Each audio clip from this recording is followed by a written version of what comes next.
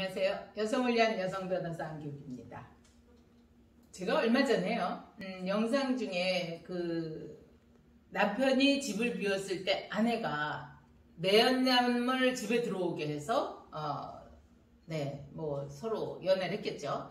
그 사건에 있어서 이게 유죄가 될까요? 무죄가 될까요? 1심에서는 유죄라고 했고 2심에서는 무죄라고 해서 이게 지금 대법원에 올라가 있는데 결과가 궁금합니다 라는 말씀을 드렸어요.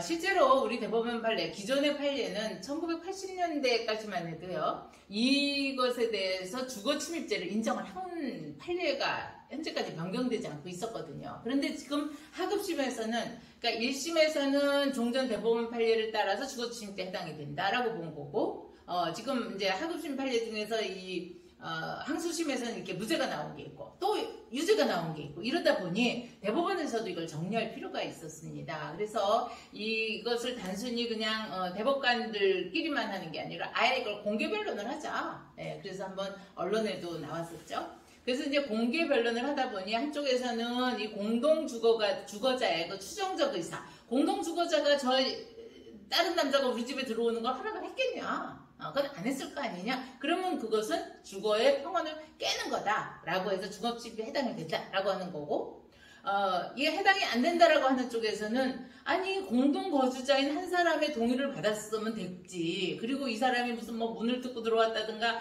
담을 넘어서 월담을 했다든가 한 게 아니고 정상적인 통상적으로 출입 방법에 의해서 들어왔는데 무슨 주거의 평온을 깬 게 있냐? 그러면 이것은 주거침입죄에 해당이 되지 않는다 이렇게 이제 주장을 했습니다. 어떻게 결론이 났을 것 같으세요? 우리 대법원은 이번 주간에 이것에 대해서 무죄하고 판단을 했습니다.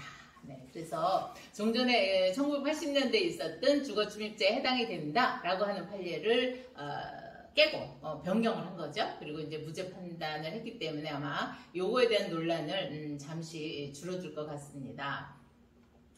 여기에서 그 주거침입죄 보호법이 이게 뭐냐 하는 겁니다. 주거침입죄가 도대체 뭘 보호하려고 있는 법이냐라고 하는 건데 이것은 사실상 주거의 평온입니다. 그래서 거주자가 그 주거에서 누리는 사실상 지배권리관계가 평온하게 유지되어 있는 상태이고 또 주거침입죄 구성요건인 이 침입이라고 하는 거, 이것은 그 거주자가 주거에서 누리는 사실상 평온 상태를 해치는 행위란 말이에요.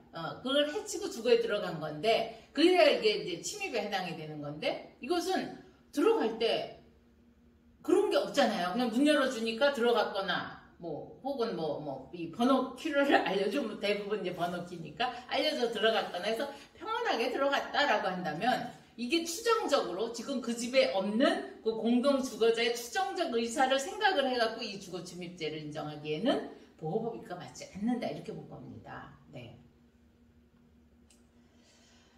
우리 대법원에서는 이 판례에 대해서 이번 판결이 그 주거침입죄의 보호법익과의 관계에서 구성요건적 행위인 침입의 의미를 해석하고 그 침입에 해당하는 판단 기준까지 제시를 했다. 따라서 공동거주자 중에 일부가 부재 중에 주거 내에 지금 현재 거주하고 있는 거주자의 현실적인 승낙을 받고 또 출입 방법이 통상적이고 일반적이라면 공동 주거에 들어간 경우에 그것이 부재 중인 다른 거주자의 추정적 의사에 반했다 하더라도 이것은 주거 침입죄에 성립하지 않는다 이렇게 판단을 했습니다.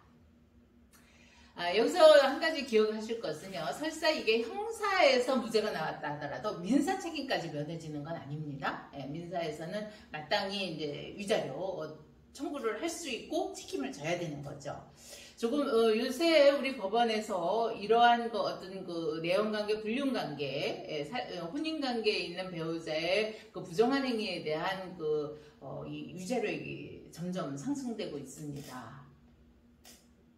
연애는 할 수 있죠. 그러나 하시려면 그 배우자와의 관계를 완전히 끊고 하시든지 하지 않으면 이렇게 형사 책임은 짓지 않는다 하더라도 민사 책임 질 수 있다는 거 기억하시고요. 또 궁금한 내용 댓글 주시고요. 구독, 좋아요 함께 해주세요.